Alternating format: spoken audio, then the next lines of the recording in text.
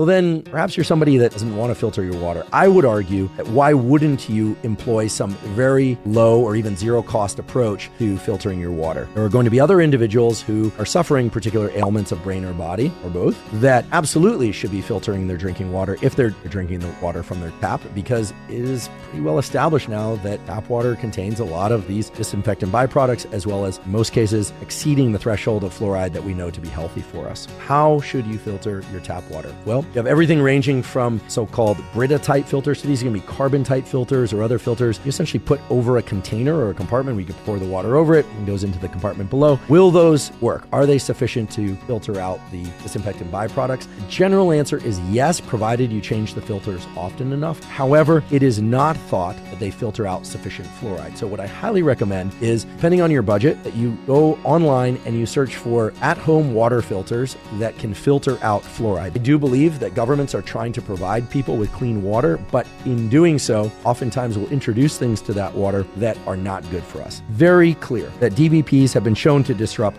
ovarian function, spermatogenesis, and fertility outcomes, even at concentrations of DBPs that are present in drinking water that comes from the tap. Now, does that mean that you shouldn't drink tap water? Well, the answer to that is it depends. What does it depend on? Well, it depends on several things. First of all, I highly recommend that everybody go online and put in your zip code and ask for a water analysis of water that comes out of the tap in that zip code. Now, of course, you're going to get a bunch of values back, and unless you're a toxicologist, probably not going to know what those values mean. What you're really looking for is whether or not there are high, low, or moderate levels of fluoride in that drinking water. Why do I say that? Well, there are studies that show that the concentration of fluoride in drinking water is of particular concern for the thyroid hormone system of the body. Now, thyroid hormone has a lot of different roles in brain and body, and thyroid hormone is very important for everything from metabolism to levels of energy. When thyroid levels are disrupted or if thyroid receptors are disrupted, it can lead to depression. When thyroid hormones are optimized, it can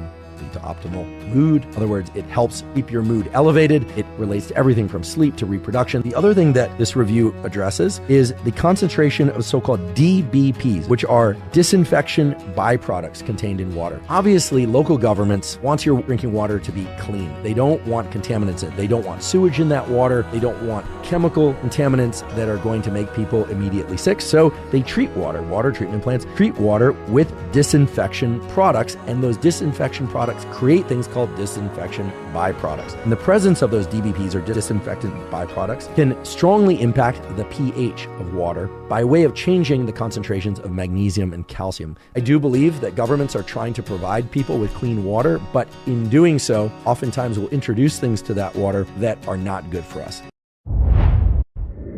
May the Big Bang's power source keep your heart beating.